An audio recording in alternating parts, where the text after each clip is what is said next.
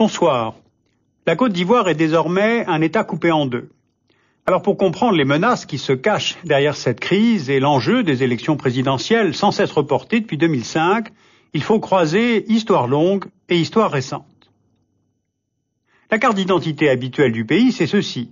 La Côte d'Ivoire est en Afrique de l'Ouest, elle ouvre sur le golfe de Guinée par le port d'Abidjan. Le pays fait 322 000 km², soit à peu près l'Allemagne, et il a 18 millions d'habitants. Et aujourd'hui, on découvre désormais un État divisé en deux parties. Avec au sud une zone dite gouvernementale, où résident les représentants de l'État et l'essentiel des investissements et des forces économiques. Au nord, on a une zone dite rebelle, conquise en septembre 2002 par quelques milliers de mutins de l'armée ivoirienne. Ils sont basés dans la grande ville de Bouaké. Et entre les deux camps, on a une zone tampon avec 10 000 hommes sous mandat des Nations Unies, dont 6 500 soldats français. Alors comment est-on arrivé à cette partition de la Côte d'Ivoire? Voici tout d'abord les 4 grandes familles linguistiques de la Côte d'Ivoire et leur extension régionale. La famille des langues krou, celle des mandés, les langues voltaïques et la famille des langues kwa. La langue, c'est une partie de l'identité. On a donc là une appartenance historique, un fond culturel. Et les quelques 60 ethnies habitant ce pays se rattachent à ces groupes linguistiques. Au centre et au sud-est, on trouve les peuples héritiers des royaumes Akan qui dominaient la région au XVIIIe siècle, notamment le peuple des Baoulés. Félix Houphouët-Boigny, le premier président de la Côte d'Ivoire indépendante, était un Baoulé. Au centre-ouest et au sud-ouest, on trouve les Krou et les Bété. L'actuel président, Laurent Gbagbo, est un Bété. Dans la partie nord-nord-est du pays vivent les peuples voltaïques, comme les Sénoufos, et les peuples mandés, comme les Yakuba et les Gouro, les Malinké, les Dioula. Les Dioula sont un peuple de commerçants qui, en se déplaçant, ont contribué à la diffusion de l'islam parmi les peuples des savanes. Regardons maintenant quelques cartes politiques. La France pénètre l'Afrique de l'Ouest vers le milieu du XIXe siècle. Elle forme peu à peu un ensemble administratif, l'Afrique occidentale française, et cette AOF aura des frontières à peu près stables de la conférence de Berlin de 1885, ce qui fixe les zones d'influence européenne sur le continent africain, jusqu'à la Deuxième Guerre mondiale. Dans cet ensemble, la colonie de la Côte d'Ivoire se développe avec des exploitations forestières, les plantations de cacao, de café, et le Sud devient une sorte de front pionnier qui va massivement attirer la main-d'œuvre. Les Baoulés viennent du centre du pays, les Bété de l'ouest, les Mossi, les Dioula émigrent depuis la Haute-Volta, et cette immigration est nettement orientée en fonction du développement et des besoins de main-d'œuvre au Sud. La rationalisation économique entraîne même des adaptations administratives. Regardez, sur cette carte de 1933, on constate que la France supprime la colonie de la Haute-Volta pour intégrer la partie, avec Ouagadougou et Bobo-Dioulasso, à la Côte d'Ivoire. Elle crée une entité administrative nommée Haute-Côte, ce qui fait qu'avec ce changement de frontière, on peut se demander quelle nationalité ont les enfants nés entre 1933 et 1947 dans cette grande Côte d'Ivoire. Sont-ils ivoiriens ou Dioula ou bien de Haute-Volta, dont le territoire réapparaît en 1947, donc il serait alors burkinabé?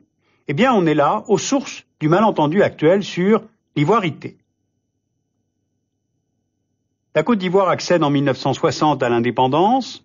Félix Houphouët-Boigny va renforcer le mode de développement économique légué par la métropole, exportation de café, de cacao, de bois, maintien de liens étroits avec les entreprises françaises, mais aussi intégration de ces migrants avec le droit de vote, l'accès aux services publics et l'accès à la terre. La Côte d'Ivoire devient le premier producteur de cacao au monde, le 4e pour le café, le premier producteur de caoutchouc du continent africain.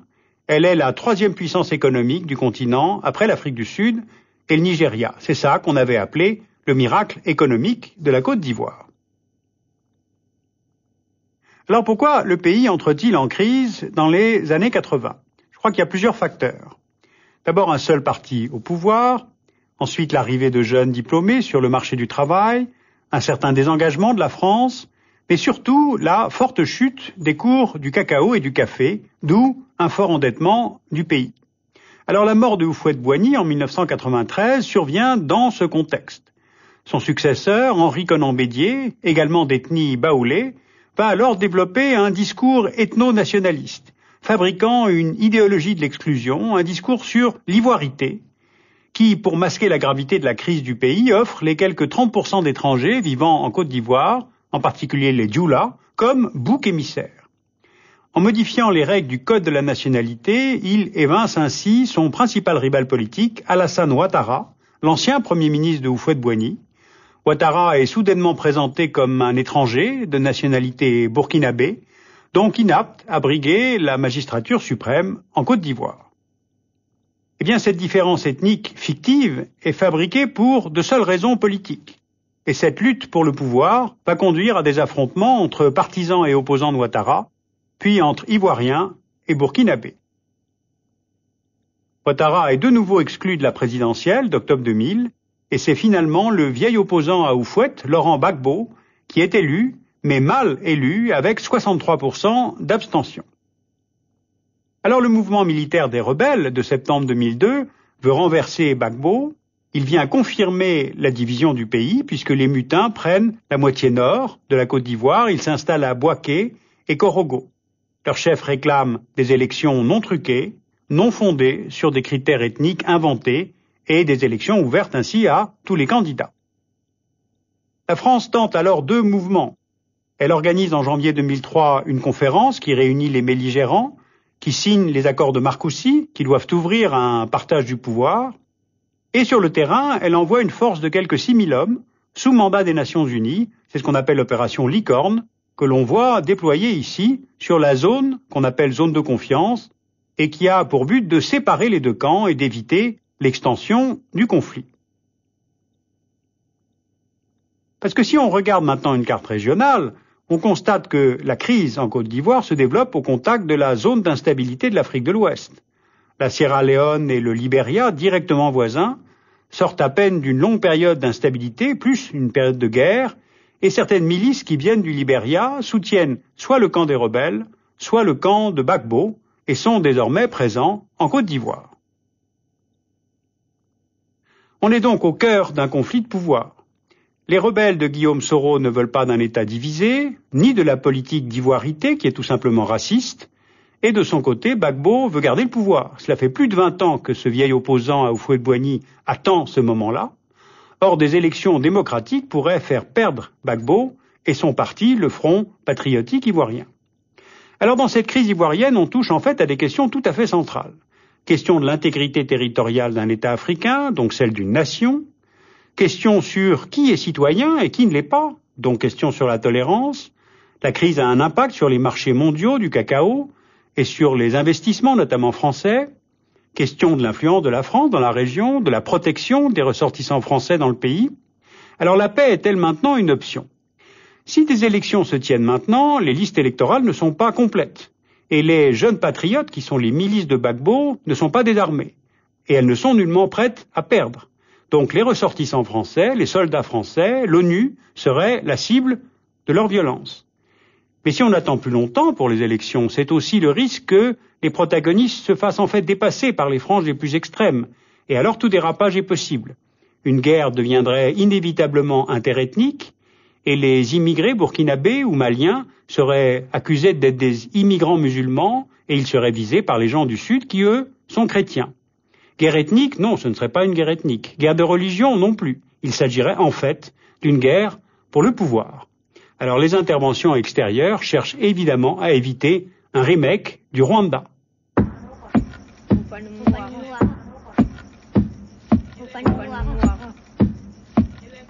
Je vous conseille vivement la lecture de Géopolitique de la Côte d'Ivoire de Christian Bouquet, qui est édité chez Collins. C'est un livre extrêmement rigoureux et complet sur ce pays extrêmement complexe.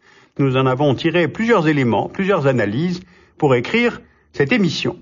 Vous pouvez aussi lire L'Afrique des idées reçues, un ouvrage collectif dirigé par Georges Courade chez Belin pour sortir enfin des clichés sur ce continent. Et puis je vous signale aussi la nouvelle édition 2007 d'un de nos atlas préférés, l'Atlas du XXIe siècle chez Nathan. Alors le continent africain, ce n'est pas seulement des crises, c'est aussi de la littérature, de la poésie et de la musique. Et je voulais vous signaler la sortie d'un précieux petit atlas des musiques du monde, paru chez Mondomix et Cité de la musique. Le dessous des cartes d'ailleurs va consacrer tout un numéro en janvier aux musiques du monde, à leur circulation et à leur géographie.